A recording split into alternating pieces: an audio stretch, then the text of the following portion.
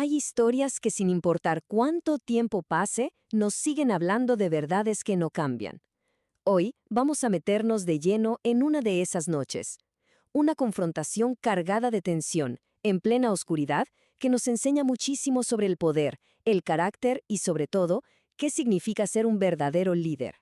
Y todo arranca con esta pregunta, una pregunta llena de desesperación pero también de desafío. Es la voz de David, un fugitivo gritándole en la noche a su rey, a la persona que lo está persiguiendo. Esta pregunta es, digamos, el corazón de todo nuestro relato. A ver, para entender bien esta confrontación, primero hay que conocer a los protagonistas. Por un lado tenemos al rey Saúl, el primer monarca de Israel, que está totalmente consumido por una cacería implacable. Y por el otro, a David, el joven héroe que está destinado a ser su sucesor, pero que ahora mismo solo huye para salvar la vida. Y el escenario no podría ser más perfecto para este drama. Ojo, no estamos en un palacio con sus intrigas, estamos en el desierto de Sif, un lugar inhóspito, solitario, un lugar donde las máscaras se caen y el verdadero carácter de las personas sale a la luz bajo presión. 3000. Quedémonos con este número un momento. Esta es la magnitud de la fuerza de Saúl. O sea, no es una pequeña escolta, son 3000 de los mejores hombres de Israel, un ejército entero nada menos. Y aquí es donde la cosa se pone increíble. Un ejército de 3000 hombres para cazar a una sola persona. Esto ya no es estrategia militar, ¿verdad? Esto es una obsesión personal, que nos dice todo lo que necesitamos saber sobre el estado mental del rey. Es, básicamente, el ego de un líder usando los recursos de toda una nación para una venganza personal. Bueno, pasemos de la acción al porqué. ¿Qué es lo que lleva a un rey a este punto? Para entenderlo, tenemos que analizar a Saúl, que es un caso de estudio perfecto de cómo el poder puede corroer a una persona cuando su base, su interior, es inestable.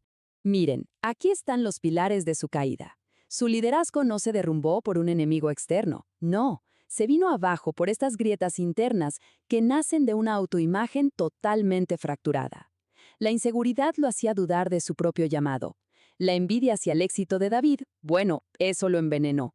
El miedo a perder el trono lo paralizó. Y la desobediencia a los principios que se supone debía defender, eso selló su destino.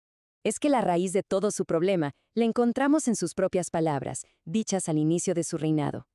A pesar de que fue elegido, él nunca se vio a sí mismo como un líder digno. Y esta inseguridad tan profunda fue el combustible para todas sus malas decisiones. Y ahora la tensión sube al máximo. La historia da un giro que parece de película. David, el que era perseguido, decide dar la vuelta y meterse, literalmente, en la boca del lobo. Tratemos de imaginar la escena. David y su sobrino Abisai moviéndose en la oscuridad de la noche, rodeados por un ejército completamente dormido. El riesgo es absoluto. O sea, un solo ruido, un movimiento en falso y se acaba todo. Y aquí es donde pasa algo extraordinario. El texto dice que un sopor profundo cayó sobre todo el campamento. Esto crea una oportunidad casi divina, un momento como suspendido en el tiempo, donde lo que parecía imposible de repente se vuelve posible. Y en el centro de todo, ahí está Saúl, durmiendo. El rey poderoso, el cazador implacable, ahora yace completamente vulnerable, con su propia lanza clavada en el suelo justo al lado de su cabeza. El poder ha cambiado de manos, al menos por esta noche. Este es el clímax de la historia. Y no es un momento de acción, es un momento de decisión. Lo que David hace a continuación va a definir su carácter y su futuro como líder para siempre. Este diálogo es clave. Por un lado, Abisai ve una oportunidad perfecta para la justicia inmediata. Piensa, listo, terminemos la guerra aquí y ahora, con un solo golpe. Pero David ve algo mucho más profundo, el respeto por la autoridad establecida. Se niega en redondo a tomar la justicia por su propia mano. Pero ojo, no hay que confundir lo que hace David con pasividad, para nada. En realidad es una estrategia muy activa y calculada. Primero, domina su propio impulso de venganza. Segundo, toma la evidencia, la lanza del rey, no como un arma, sino como una prueba. Y tercero, y esto es clave, confía el resultado a un proceso mucho más grande que él.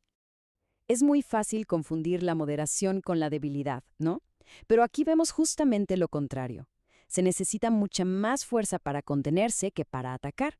Es la confianza de saber que no necesita forzar su propio ascenso. Su carácter es suficiente. Avancemos a ver cómo se desarrolla todo esto. Porque David no se va a ir en silencio. Va a usar lo que acaba de pasar para dar una lección pública muy poderosa sobre liderazgo y lealtad. A una distancia segura, David grita. Pero, ¿a quién le grita? No le grita a Saúl, sino a su general, a Abner. Lo avergüenza públicamente, y no por perseguirlo a él, sino por su negligencia al proteger al rey. Con la propia lanza de Saúl en la mano, demuestra que la mayor amenaza para el rey esa noche no fue David, sino la incompetencia de su propia guardia. Una jugada maestra. La reacción de Saúl solo se puede entender si vemos su relación con David a través de una lente psicológica.